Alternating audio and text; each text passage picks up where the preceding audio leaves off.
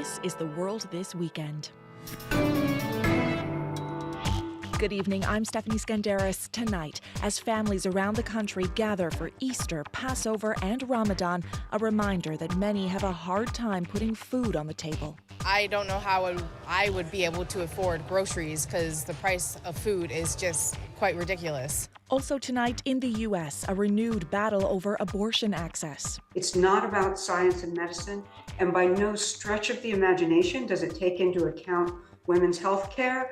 And why paying to verify identity on social media is opening up a whole new set of problems. I think it takes away from this whole idea that the internet is for all, social media is for all. That's later, but first. It's a holiday weekend and families are getting together. For many, food is at the heart of the gathering, but more working Canadians are struggling to afford basic groceries, and they're looking to food banks for help. Philip Lee-Shannock has more. It's the annual Easter food drive at Toronto's Daily Bread Food Bank, and volunteers are sorting and packing donations. Spirit Petioni is not just here to help, they're a client. I don't know how I would be able to afford groceries because the price of food is just quite ridiculous. They're on social assistance and payments have not kept pace with inflation. They say food bank clients are diverse. People who are working, people who have families, people who don't have families, it's all over the board. Neil Hetherington is head of the largest food bank in the country. He says the need is growing. The Daily Bread Food Bank says they had more visits last month than any other time in the charity's 40-year history. There were 12,500 people who had never been to a food bank before who came for the first time. Pre-pandemic, he says they had about 65,000 client visits per month. Now it's quadrupled to close to 270,000 last month. Fill up the Rogers Centre for a Blue Jays game, and serve that every single month. That is the level of food insecurity that we are addressing. More clients and rising food costs have created a crisis for the charity, which now spends $1.8 million a month. Before the pandemic, it spent less than that for an entire year. People who might have been on the edge are able to get by. They're not able to anymore. Richard Mattern is Director of Research with Food Banks Canada. He says the situation is the same for food insecurity programs across the country. Those on fixed incomes, those with disabilities, seniors, are a significant increase in seniors who are on fixed incomes, but their incomes now are definitely not keeping up with the massive inflation. And support programs for seniors are under pressure too. Baudouin Saint-Cyr is the Executive Director of Meals on Wheels in Ottawa. He says now that COVID subsidies have ended, they have to absorb higher food costs and gas prices because government funding has not kept pace. This 2% baseline for all programs is just penalizing programs that are purchasing food. He says the increase in cost to deliver meals to those in need is in the 8 to 10% range, and clients on fixed incomes cannot cover the increased costs. And so these people are phoning us and saying they can't afford to eat anymore.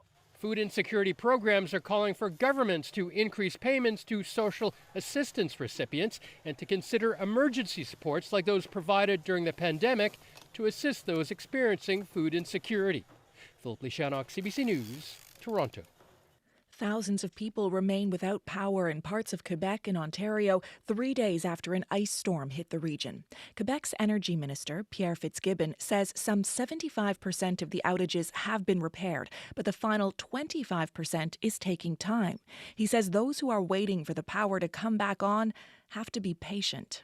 Hydro-Quebec is doing the best it can. It has about 1,500 people on the ground as we speak, people that actually we should congratulate for the hard work they're doing. And it's not a matter of number of people. There's enough people on the ground. But as we go to the last issues to address on the power lines, the more surgery we're doing, the more difficult the problem are to correct.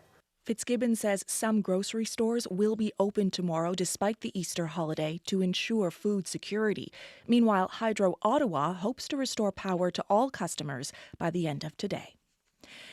Canadians who have committed non-violent crimes, sometimes decades ago, say getting their record cleared is confusing and difficult. It can be so frustrating, many will turn to private companies for help. But those companies don't always operate above board. As Sarah Levitt reports, there are calls to make the process more accessible. Nice Sunday with lots of sun, nice temperature. André Guillemette was off on a motorcycle ride with his partner when their trip got cut short as they tried to cross into the United States. And when I go to the border, she said no. In 1982, when Guillemette was 22 years old, he was caught stealing a blender and a mixer. He was charged with theft over $200. I do a mistake, I pay for that now. Guillemette paid a $300 fine, but 41 years later, he still has a record and now wants to get a pardon. Officially called a record suspension, the request is done through Pardon Services Canada. The process is complex, so people often turn to private sites or non-profits for help. That's exactly what Guillette's partner Rodrigue Trépanier did for him. Searching Google, they stumbled on the company Canada Pardon Services. You thought it was an official website?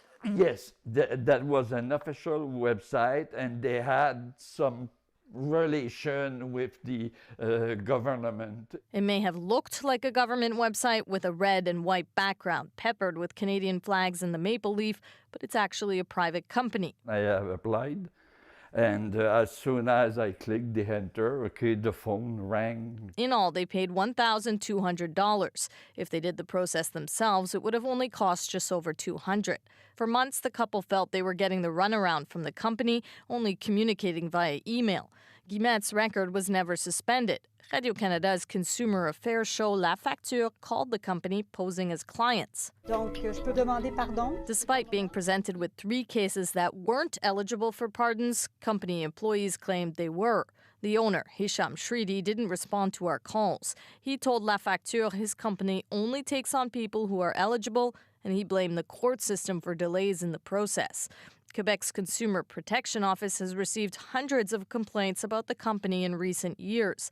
As a result, it's been fined almost $20,000 for not providing a written contract and not disclosing all the information required to get a pardon. Independent Senator Kim Pate has proposed a bill that would make certain pardons automatic and free. If the record is more than 20 years old, really? Is it relevant to whether someone poses a risk to public safety now? I would argue no. The federal government says it's in favor of the idea and hopes to have a law in place within 2 years. Guillemette says he's now applying for the pardon himself in the hopes a trip to the United States is in the cards soon. Sarah Levitt, CBC News, Montreal. Nobody wants to see a child in pain. The science of how to treat pain in children is evolving.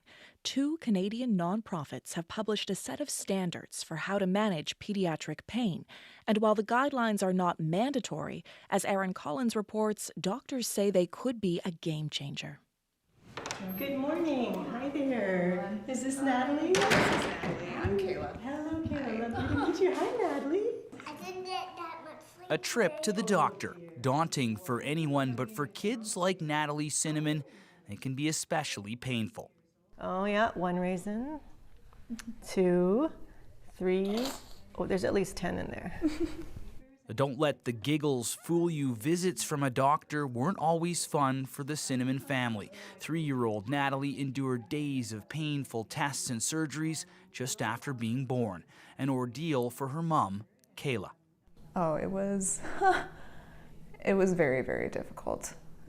Even like if you think of a tiny newborn infant, even getting anything done is quite alarming. From distraction to medication, mitigating that pain for kids is a focus for pediatricians like Dr. Samina Ali, who works at the Stollery Children's Hospital in Edmonton. To manage children in pain is not actually difficult if you know what the tools are and you have access to them. The challenges clinicians face and healthcare providers face is having access and knowledge. Now, doctors treating kids in Canada have an important new tool, new standards for treating kids in pain, rolling out here this month. This is the first national health standard for pediatric pain management, which means it's the first in the world. Professor Katie Burney is with Solutions for Kids in Pain and teaches at the University of Calgary's medical school. Her organization developed these guidelines with the Health Standards Organization.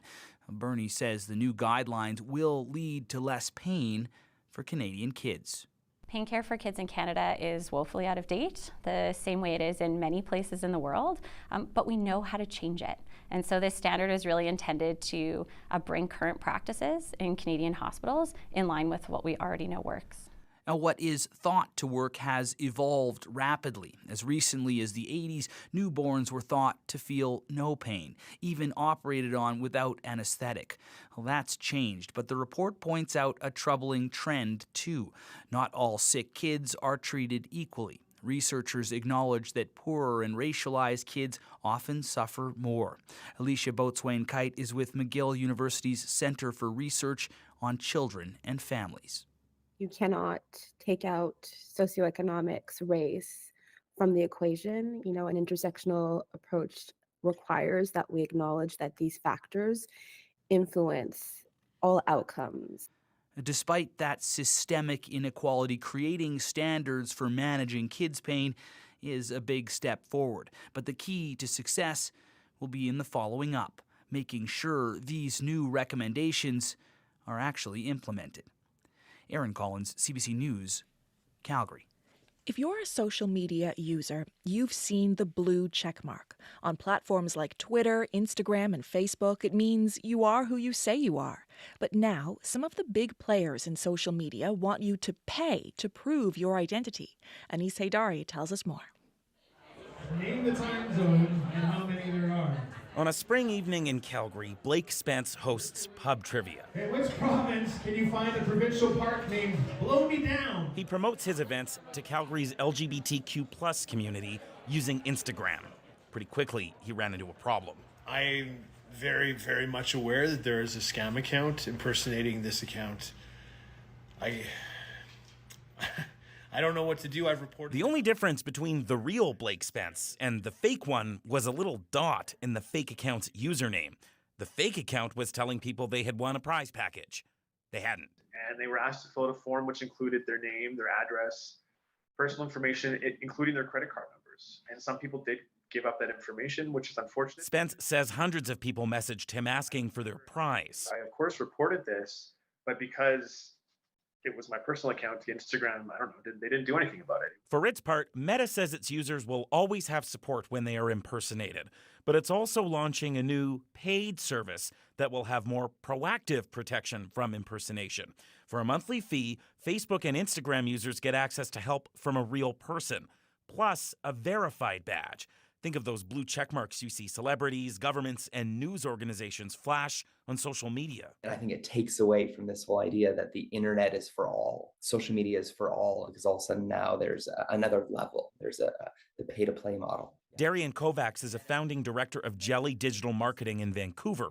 He says part of what Meta is hoping to do is fill the kind of customer service gap Instagrammers like Blake Spence fell into. Meta's never had great customer service, and because of that, they are hoping people will pay to verify themselves. If you register your financial information with some new level of verification, then you've established yourself as a prime member of the Facebook community. Siva Vaidyanathan is a professor of media studies at the University of Virginia. He says the company's intent isn't clear yet, but he has a theory that paid verification makes you easier to sell to. And so as Facebook rolls out other services, including financial services, credit cards, cryptocurrency, money exchange, then it becomes easier to exploit those people first.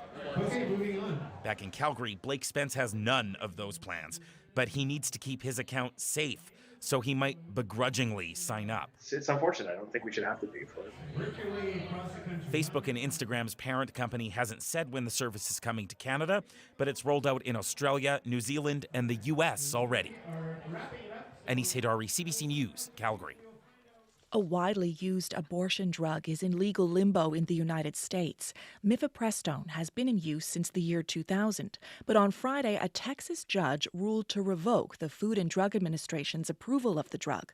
Shortly after, a judge in Washington state issued a competing decision, setting the stage for another protracted legal battle over abortion access in the country.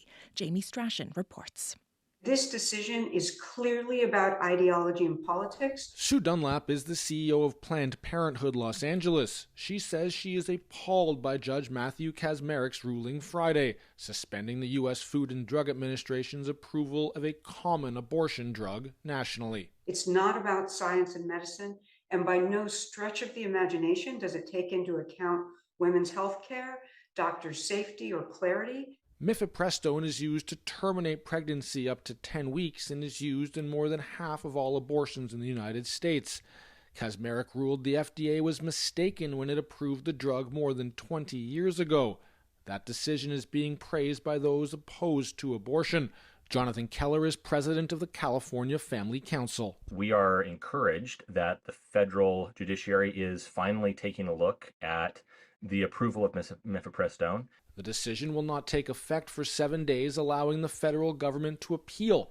Loyola Law professor Jessica Levinson says this ruling could potentially undermine the ability of the FDA to make science-based decisions. It's just unprecedented for any group to go to one federal judge and say, overturn FDA approval of a drug. This ruling comes less than a year after the Supreme Court overturned Roe v. Wade, which left decisions around access to abortion in the hands of individual states. Michelle Goodwin is a law professor at the University of California, Irvine. She says the Texas ruling undermines the ability of states, especially those where abortion remains legal, to make their own decisions. What you see, though, in this Texas ruling is that it removes that kind of deliberative political process away from the people. Complicating matters is a competing ruling from a judge in Washington state, which blocks the FDA from taking action to limit access to mifepristone in 17 states.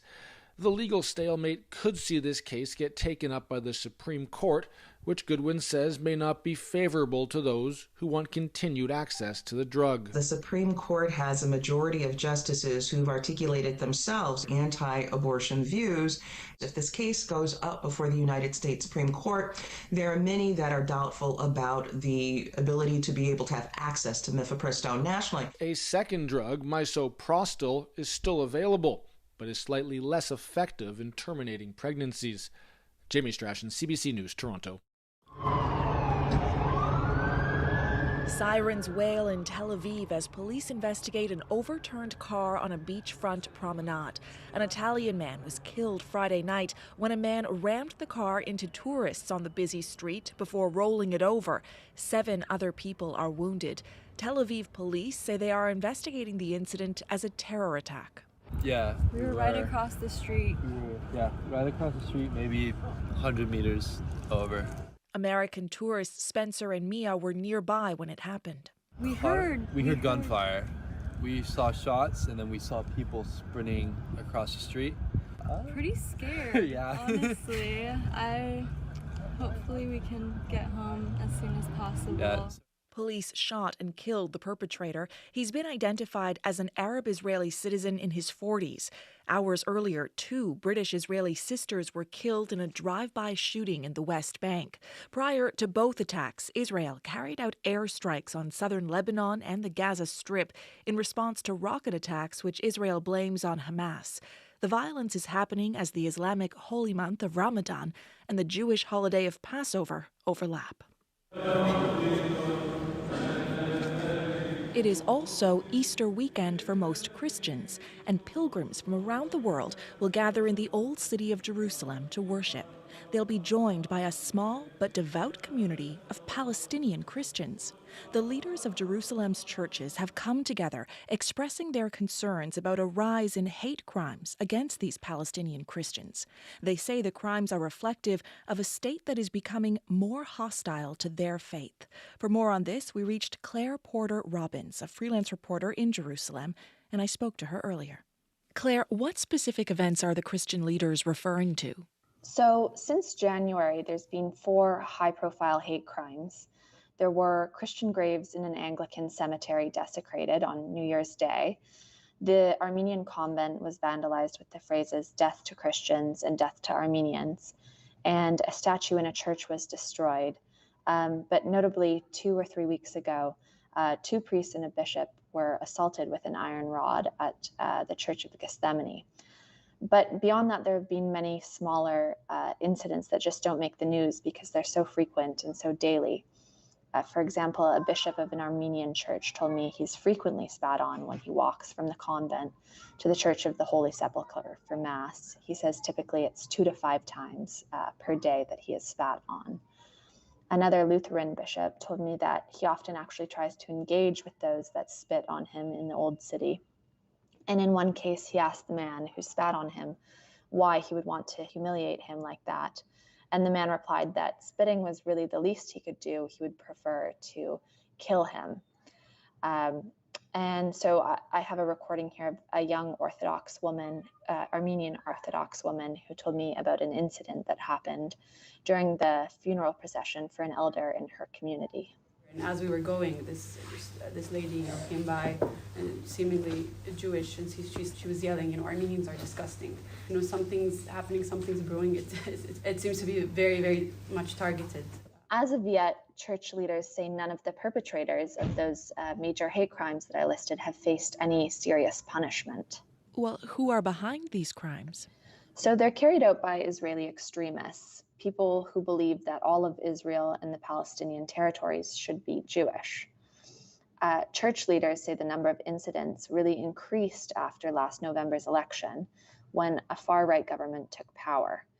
Many of the priests I spoke to said that politicians with extremist views like Itamar Ben-Gvir and Bezalel Smotrich have emboldened their followers to commit acts of violence and harassment.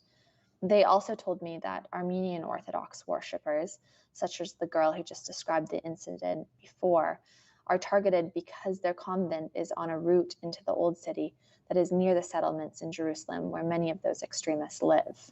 Is anything being done about this situation? So, as many of the leaders explained to me, there's actually been a good amount of interfaith dialogue and action on this.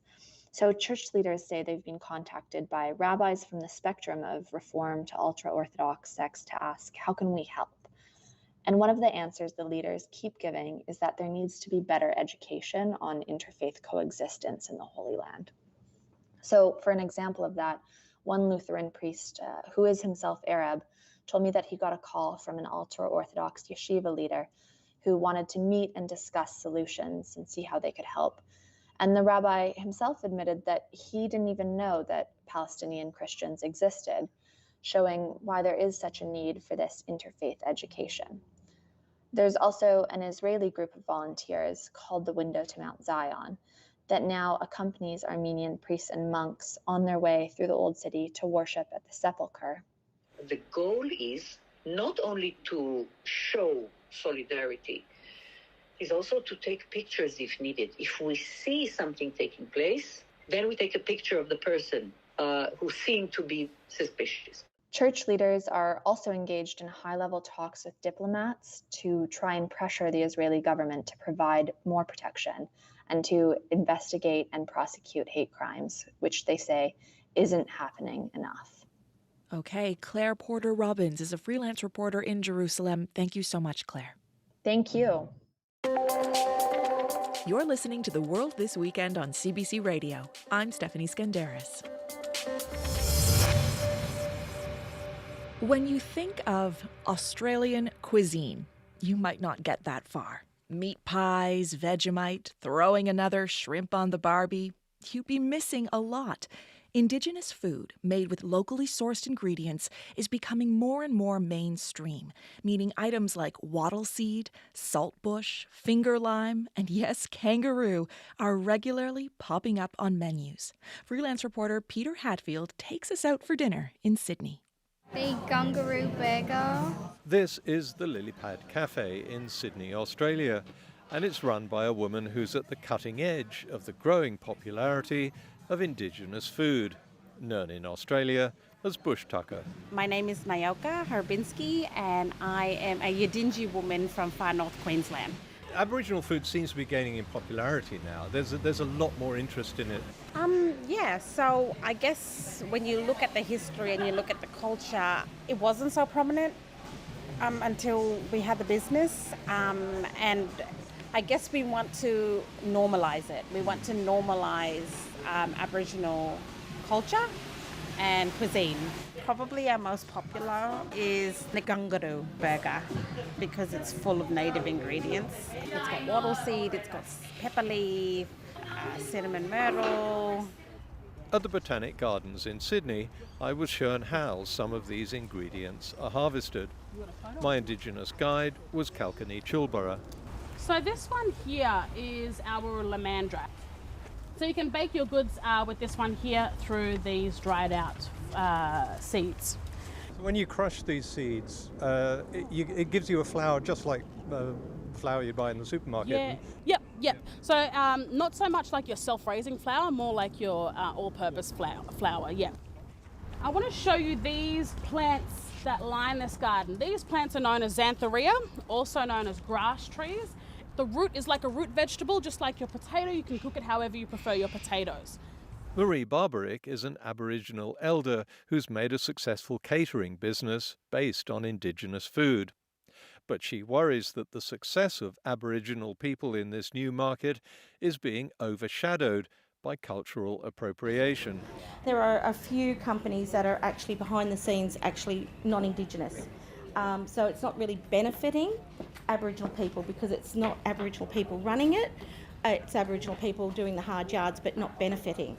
So no disrespect, but in reality our communities should be benefiting from our own product, not non-Indigenous organisations or businesses. I asked Nayoka Hrabinski if she'd like this movement towards Indigenous bush tucker spread to other parts of the world, and especially to Canada, where there's a growing awareness of traditional First Nations food. I am 100% supportive and loving of every single tribal group, First Nations people, cultured people on this planet to go back to their traditional foods and their traditional methods, because that's being an Indigenous person and really like connecting to my ancestors and my culture. It makes me so happy when people actually connect to their own, and I would love that for everybody. For CBC News, I'm Peter Hadfield in Sydney.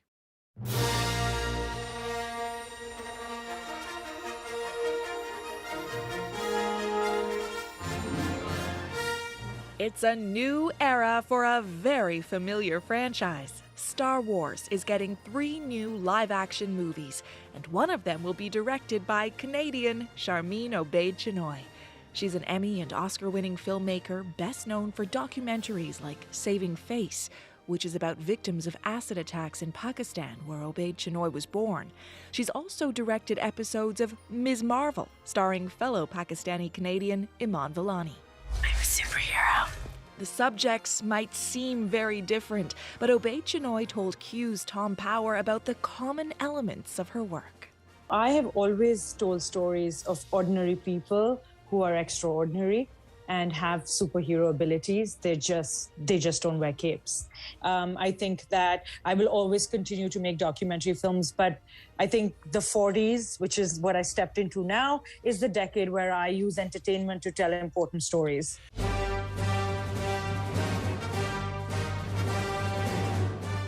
Charmine Obaid-Chinoy's Star Wars film will be set 15 years after the last Star Wars movie, The Rise of Skywalker. Daisy Ridley will be back to star. There's no timeline yet for the 3 new movies, but let's hope they make it quick, because other previously announced Star Wars projects have failed to get off the ground, including from Patty Jenkins, Rian Johnson, Taika Waititi, and the Game of Thrones creators. Maybe there's some advice for Charmine from within the Star Wars universe itself. Do or do not. There is no try. And may the Force be with you. You've been listening to The World This Weekend. I'm Stephanie Skandaris. Good night.